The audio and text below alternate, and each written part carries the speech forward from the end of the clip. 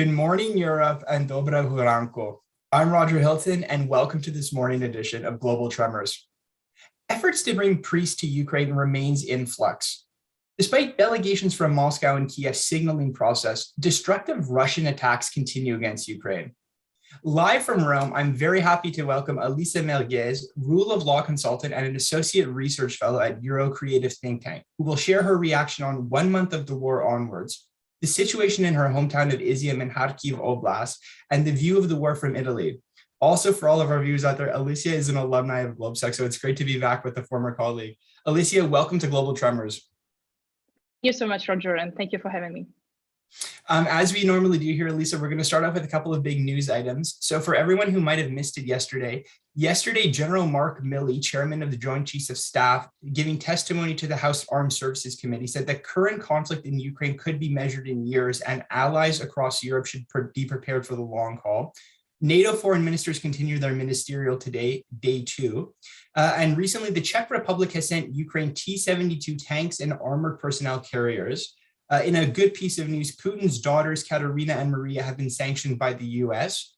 Today, there will be a vote on suspending Russia from the UN Human Rights Council. And finally, keeping in Slovakia, Slovakian PM Edward Heger will travel to Kyiv today to meet with President Zelensky, which will include EC President Ursula von der Leyen and EU High Rep Josep Borrell. So Lisa, let's just get into it. 42 days is a long time. We could go either good or bad. So let's just start off right. I mean, with some pockets of normality returning to Ukraine in Kyiv in the north, what is your take on where we are right now in the conflict? Yeah, Russia's war in Ukraine already entered second month. It brought cities and towns basically all around the country, not only in the east, but also in the center, in the west, and the south, under intense bombing, shelling, rocket fire, and I would say an absolutely shocking escalation against the territorial integrity of Ukraine, but also the foundational principles of our multilateral order, which was forged in the wake of Second World War.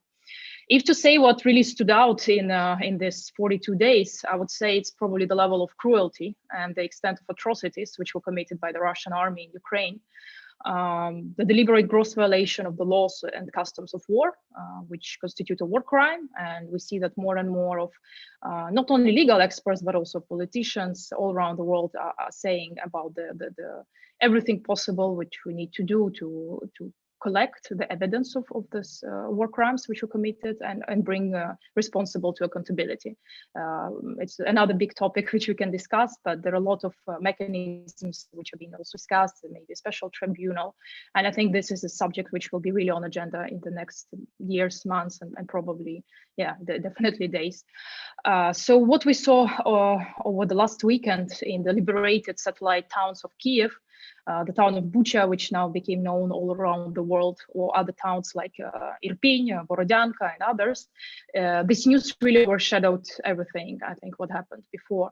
And it shocked not only us Ukrainians, obviously, and I would say brought us a lot of pain, but also the whole world, the whole humankind, because these photos of assassinated civilians with clear signs of previous torture, the witnesses' stories of women about the sexual violence which just started to appear, the violence not only against women but also against children, against elderly, the whole level of destruction, the level of looting as well of properties. Also, these famous videos from Belarus, from their post office, where the Russian army looters, they came back from the north of Ukraine, from around the Kyiv, and they started, to deliver what they managed to bring with them, and some actually delivered back home up to 200 kilos of looted things. And this, I think, is really, really shocking. We have obviously seen in the recent months how the civilian objects, how the ambulances, schools, hospitals, orphanages have been under constant fire and airstrikes. And I think this level of cruelty is really, really the main kind of outcome for us, unfortunately, the negative one of these days. Another point which probably also struck out is, I think, the capture of nuclear power plants, the Chernobyl, and how this whole story evolved. I think also there have been a lot of discussion on social media, how the Russian army was digging trenches in the most contaminated area in the world, in the so-called forest in Chernobyl, and now only, we know from rumors that in Belarus there are dozens of soldiers.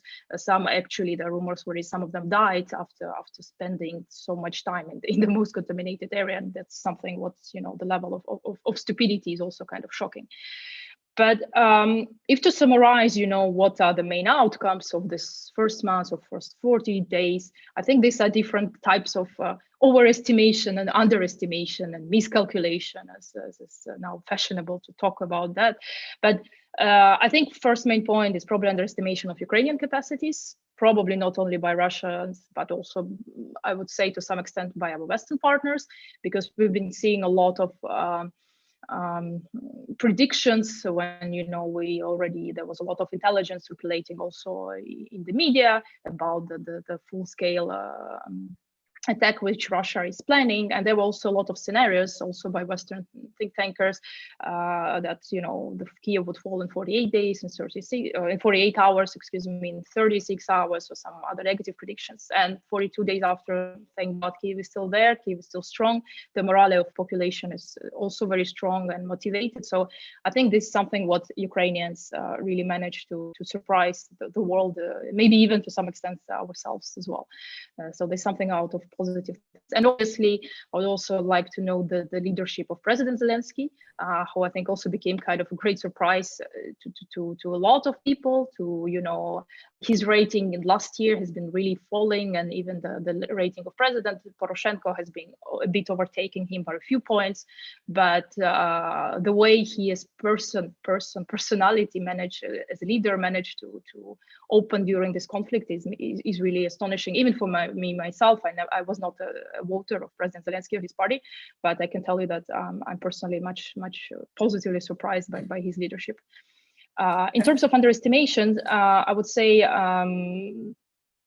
again that the capacities were underestimated, but also maybe a bit of negative that in terms of sanctions.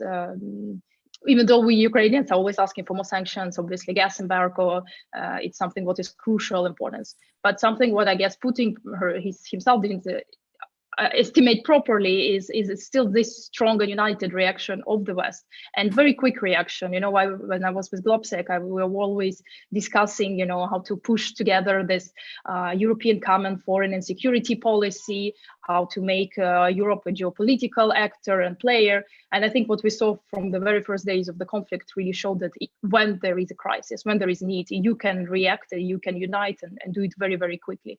And I think it's one of the also pleasant surprises of these days.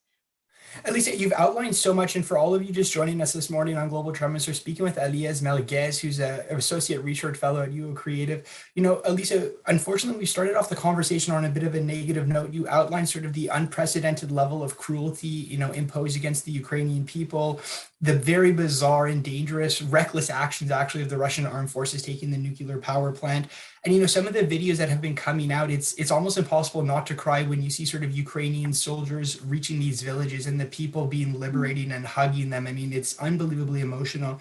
Alisa, the war is still going on, and as we said at the beginning, negotiations are ongoing. But one question I wanted to get to you on is, there was one interview of a much older woman somewhere in eastern Ukraine who sort of had lived through the Second World War and described an almost essentially same experience when the Nazis were there. And then she said, the only difference was that they were speaking Russian and I understood what they said.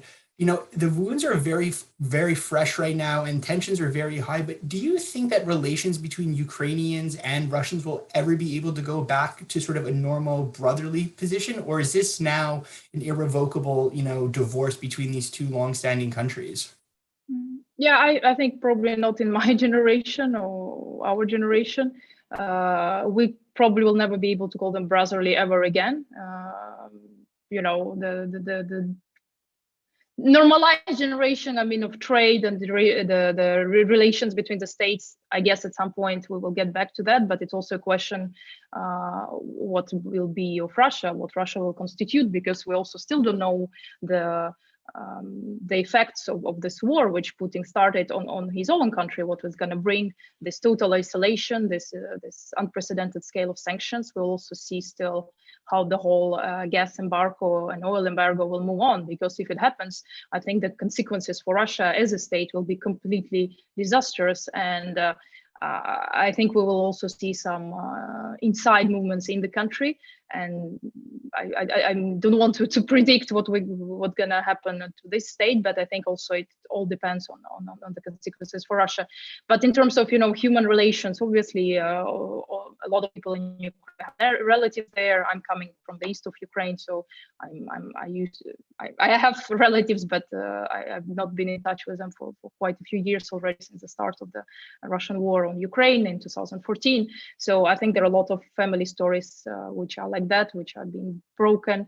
At the same time, we also should understand that there are absolutely two parallel realities which exist now, I would say, in Russia and outside of Russia, because what is created by the national media, by the propaganda, is just absolutely enormous. We've been seeing also and following their narrative after this Bucha massacre, how they say that it's all being staged by Hollywood and that it's being done by the UK because they are the best experts on that. So I don't understand why they bring Hollywood and UK together. But still, though, there is a lot of people who actually believe in that, and we've seen also a lot of interviews just with people on the streets. And unfortunately, there is such a hate towards Ukrainians without, I would say, any reason, and we're still trying to understand why it's happening. And it's unfortunately happening also, and maybe predominantly even among young generation of Russians. And this is another problem which I think we need to raise, and we need to start talking more and more, because unfortunately there is a predominant thought that there is only sole responsibility on Putin for this conflict, but I'm afraid there is to that. And we need also to speak about the state of mind of of general population, why this is happening, why there is so much hate-driven activities. So, but in terms of neighboring countries, which will still have at some point have some relations, yes. When it's going to happen, I cannot say. But this whole brotherhood relations, I'm afraid, I believe it will probably never happen again. Well, Alisa, it's great that you really provided this fair and blunt assessment. I mean, you're the one there saying, so if you think that this, maybe not in your generation, we'll go back to it, there's a chance for normalization of trade or other issues. But like you said, if I understand you correctly, there's been a fundamental break in sort of this fraternal relationship. Alisa, we talked about one of your neighbors with Ukraine talking about Russia, but one quick question I want to get to you before is, even to this day, 42 days since the war started, it is still unbelievable for me to see sort of the international support and solidarity that's standing with Ukraine. Obviously, words can only go far, but actions are important. So whether it's the Sydney Opera House or the CN Tower in Toronto, that's sort of in the Ukrainian colors. I want to ask you, as a Ukrainian living abroad, I mean, how do you think this war has fundamentally changed Ukraine's international standing? Because, I mean, if we have this conversation 5 years in the future, I think we're going to be at this time that Ukraine sort of was this heroic, freedom-loving country that stood for the whole world in this David and Goliath reaction. So, yeah, I mean, as a Ukrainian abroad, what do you think of Ukraine's international standing? Yeah, indeed, we've seen a striking shift in policies, which happened almost overnight in a lot of countries. But also we've seen a striking shift of public opinions, which also happened overnight as well. And to be honest, I believe that public opinions at this point are still much ahead than the response of political elites, because a lot of people, ordinary people, they after seeing especially all these atrocities, they're asking for stronger actions. And I've seen quite a few polls which have been conducted recently, basically all around the world, in Europe, in US, and they've been quite interesting numbers. For example, in Germany, that the majority of population supports the strong stance, but also, if I'm not mistaken, around 15 or 20% actually ask for some stronger stances. There've been also very interesting poll conducted in US by YouGov poll showing that 81% of Americans say that Ukraine is either friendly or an ally, which exceeds that of many long-time US allies like France or Japan, And now it's only Britain, Canada, and Australia actually are ahead in the favorability ratings. And even more, there was also an interesting one conducted by Pew Research, which showed that basically President Zelensky has the highest approval rating among all international leaders in United States. So basically around 7 out of 10 Americans, which is approximately like 72%, have a lot of or some confidence in Ukrainian President Zelensky, which is more than they have confidence in their own president or in leaders of France, Germany, etc. So this is quite interesting actually to see and to follow. And obviously also in Italy, we're seeing a lot of support within a lot of rallies which are happening on the regular level. There are twice a week in Rome. There's a huge march through the city center. And obviously there is a big Ukrainian community in Italy, but you can see that it's complete mix. So there are Italians, there are Ukrainians. We're seeing a lot of support for Ukrainians who had to flee the war. And this is absolutely a striking number because at this point, more than 4 million people, and it's mostly women and children, had to leave the country. And at this point, like more than half of Ukrainian children population are actually displaced. So I think this is absolutely shocking, and this is the biggest movement of refugee movement or movement of people since the Second World War on the European continent.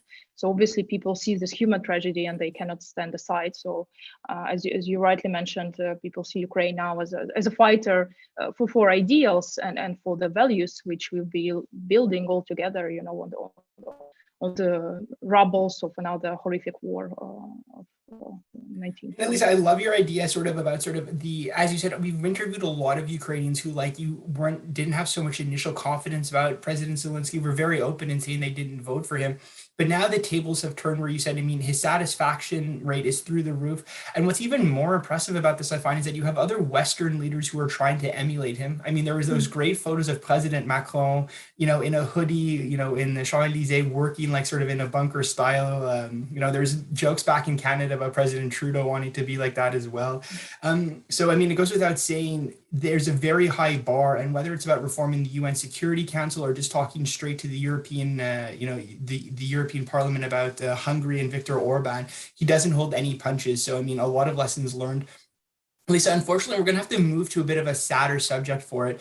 In publicity of this event, we had mentioned that there had been a lot of reporting coming out of your hometown of Izyum. And, for everybody who didn't see some of the tweets that went out there this morning, the city is completely encircled right now. And as you enter the city, there was a sign posted by Ukrainian soldiers saying, Russian soldiers, welcome to hell.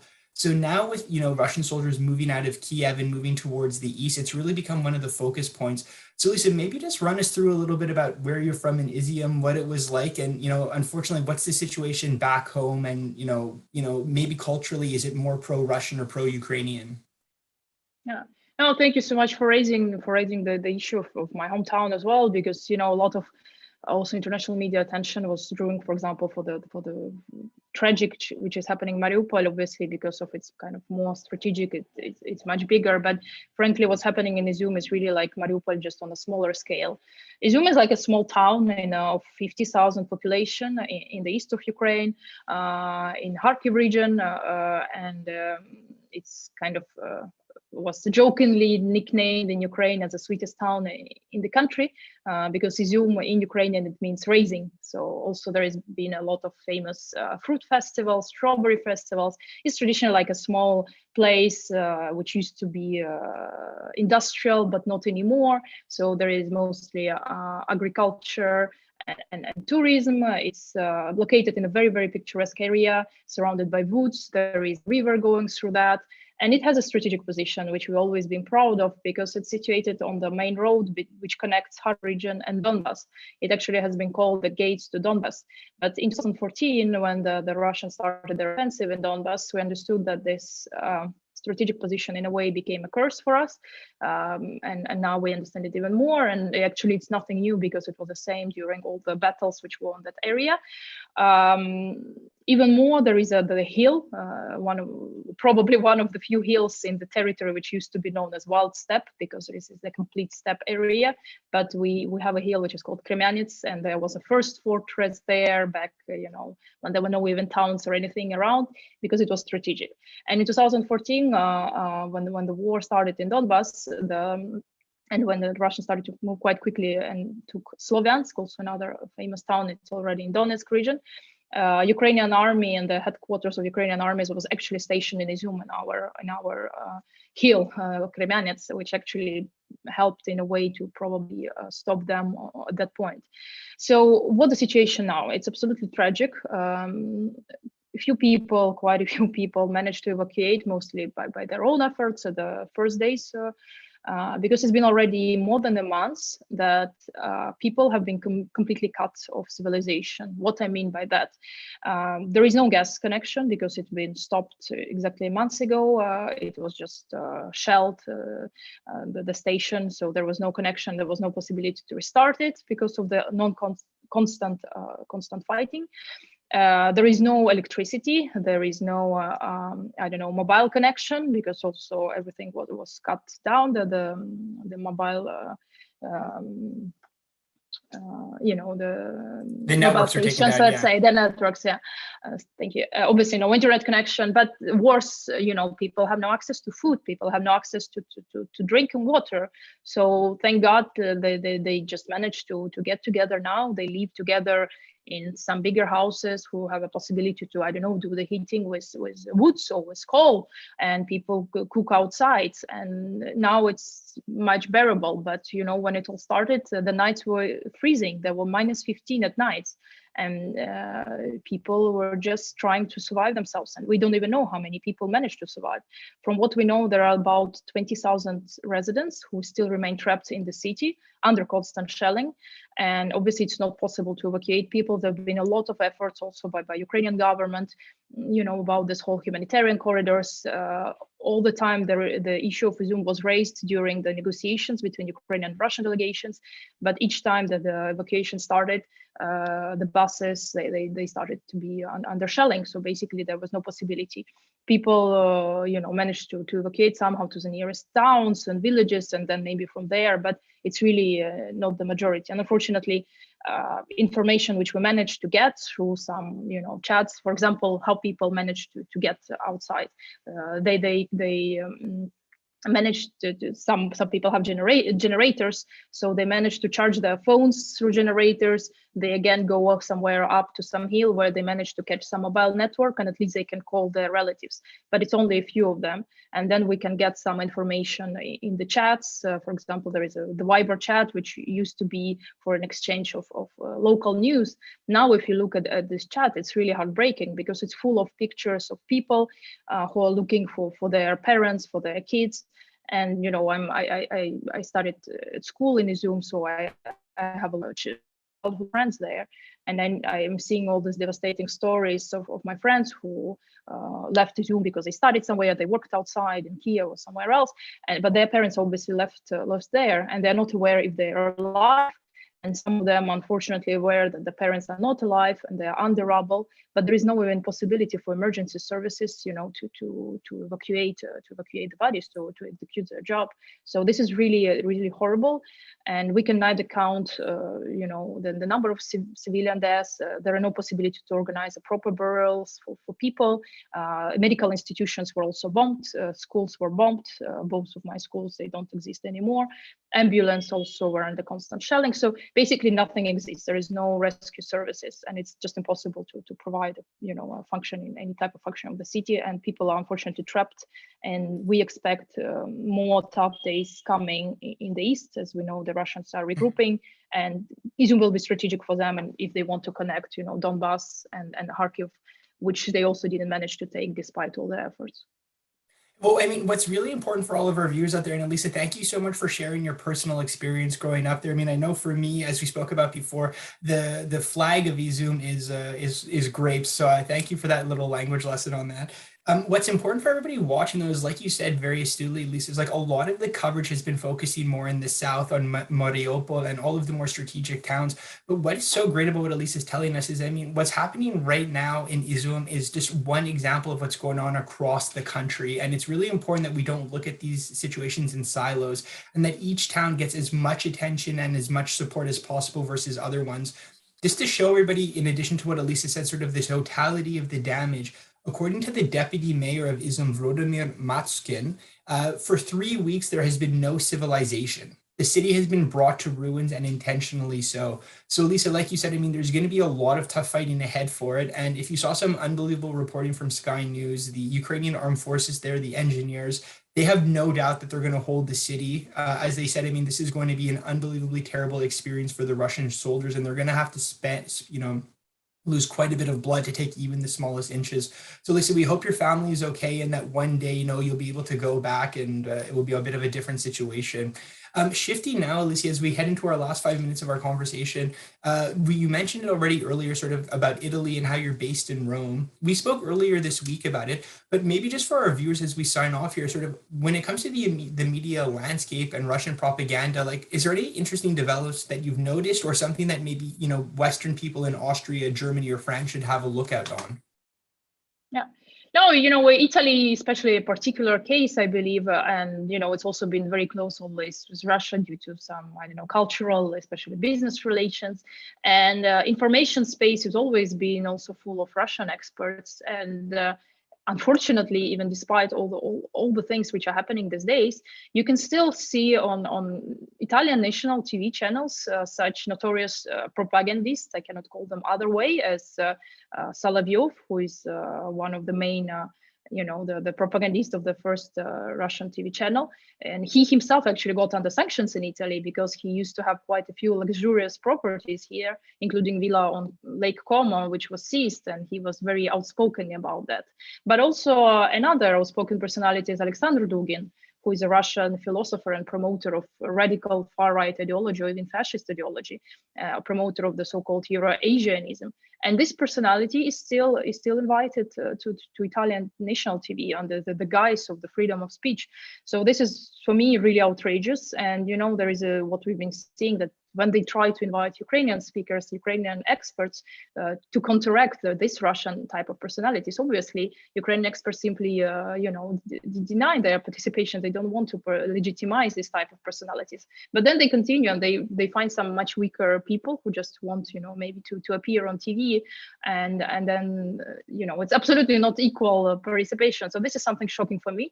But also I would like just to raise another case of Maria Ovsyannikova, who also recently appeared on Rai 3, it's national Italian also TV channel. She's a former editor of Russia's first TV channel, who became recently known for her protests on TV, where she appeared with this, placard, "No to War," behind the journalist. The authenticity of this protest was really questioned by a lot of experts, especially the ones who have been working on Russian propaganda. But unfortunately, a lot of Western experts really liked her move and called her heroes for what she's been doing. But it's been interesting also that consequences for her for that move were only like a fine of, I don't know, 250 euros, something like that. And Kremlin himself, Peskov, he called her actions as hooliganism. And what we followed after, she started to appear all of a sudden in some international media. And after that, she appeared in Italian media on this evening TV show, where the whole audience was, praising her strong efforts of, protesting against Russian propagandism, etc., while she herself was an editor for so many years and probably was closing eyes on that. And now what she was saying, her main message was not really a condemnation of the atrocities of the Russian army committed in Ukraine, but her main message was to kind of equalize the suffering of Ukrainians and Russians under the sanctions. She even brought up her personal stories of her daughter who cannot, use a credit card and pay for her school lunch, or her mother who cannot have some access to some medicine. So basically, her main message to Italian media was, against the sanctions.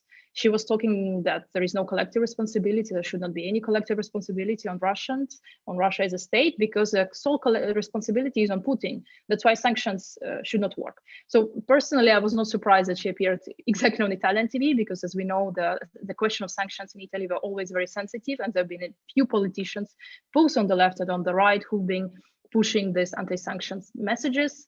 Notoriously Matteo Salvini and Silvio Berlusconi, also is a personal friend of Putin. Both of them visited also Crimea in 2014, legitimizing the annexation. But it's also quite interesting, just to bring up, because there is a lot of discussion was on the center right, on Italy, that they're really, were pro-Russian, strongly pro-Russian. But I've just seen a blog recently which said that bringing the parallel of center right of Italy to the Visegrad of these days, that we really see kind of a strong shift and a change on Russian and against Russian stances. And I found it quite interesting because surprisingly, like now, the party of Signora Meloni, she became all of a sudden very strong on Russia, very Atlanticist moves. So I think we've seen a lot of shifts. We've also seen, for example, Matteo Salvini and his trip to Rzeszów in Poland, where he wanted to meet, Ukrainian refugees.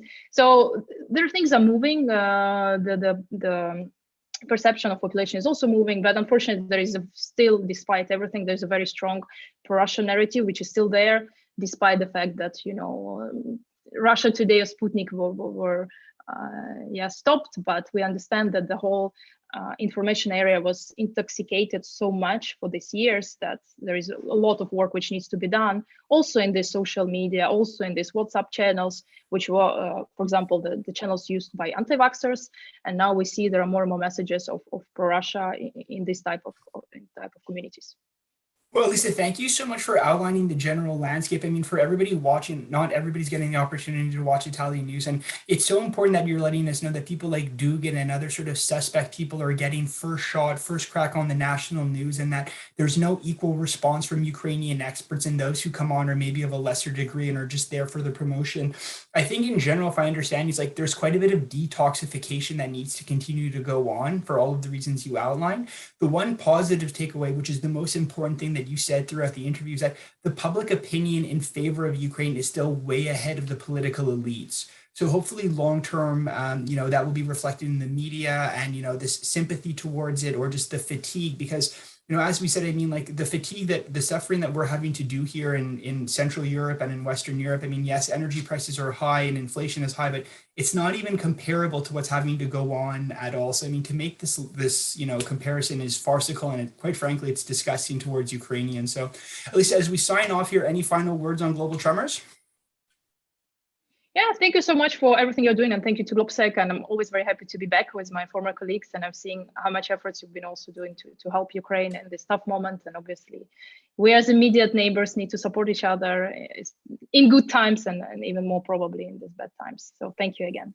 Yeah, well, Lisa, I look forward to my next Ukrainian lesson with you. And for everybody watching, we're going to be back at 3 p.m. CET today talking to our first military officer, Lieutenant Colonel Melanie Lake of the Canadian Armed Forces from Ottawa, who was a trainer at Operation Unifier. So, Lisa, from everybody here at Globsec, Slava Ukraina, we look forward to seeing you again, and goodbye, everybody.